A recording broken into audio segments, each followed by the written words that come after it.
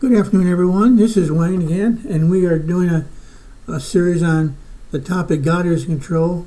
God allows certain circumstances in our life for a reason. Many of them are negative. So when we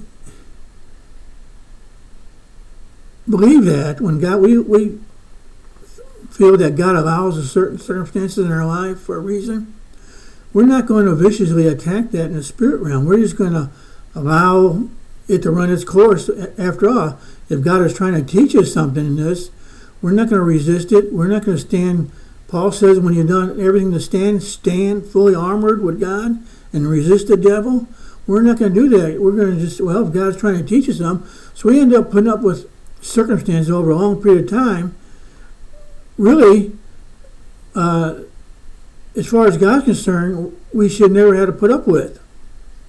When we know that what God's word says, we will stand fast. We'll resist the devil, and we'll receive victory over that in a quicker manner.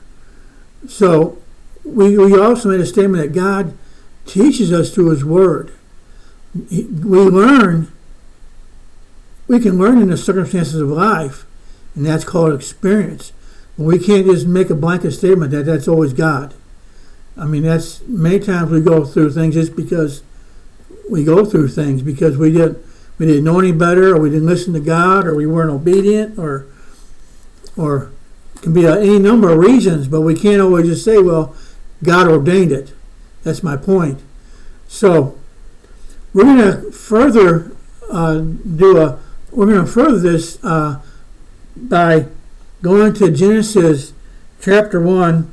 Chapter 2 and chapter 3. Now, we're not going to read everything in there. We're just going to kind of make an overview on it. You can go and read that and study yourself to make sure that what we're saying is true. And I have no problem with that. But we find here that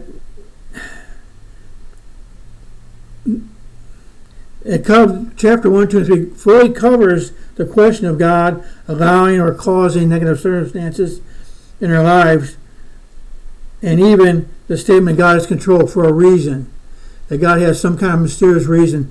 And this we'll be covering that, explaining that in this first three chapters of Genesis.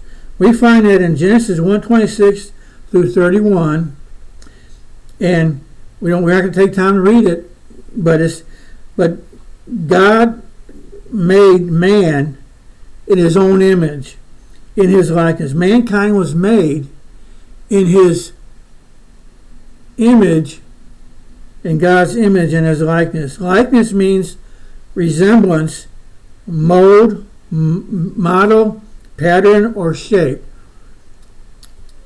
Number 2, God told him to rule over everything in the earth and subdue it. So God made man, Adam, the ruler over the earth. He was it, and he had authority to do what he wanted on earth. He had the authority to kick the devil out. He really did, because God gave him authority. He said, subdue it, rule over it. He had the ability to rule over it. So God blessed, number 3, God blessed them with the ability to reproduce. He said, be fruitful. And then in chapter 2, God made Eve, and he put them together. Then we find in chapter 3 the temptation and fall of man. Now, obviously, God allowed this to occur, didn't He? Could He have stopped this or intervened in some way?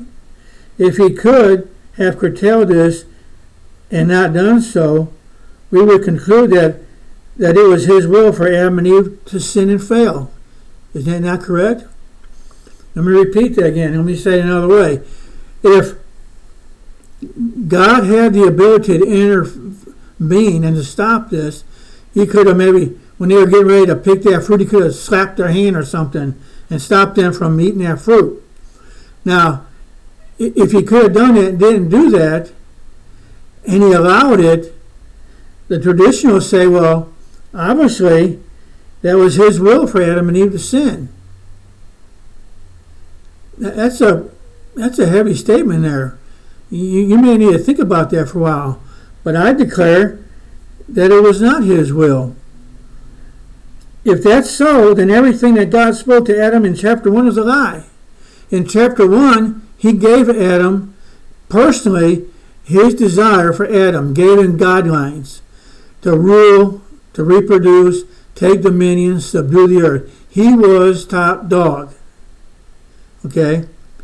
That was his will. Now you're saying, traditionalists will say, well, God changed his mind because in chapter 3, God allowed Satan to go in there and tempt Eve and get them to disobey.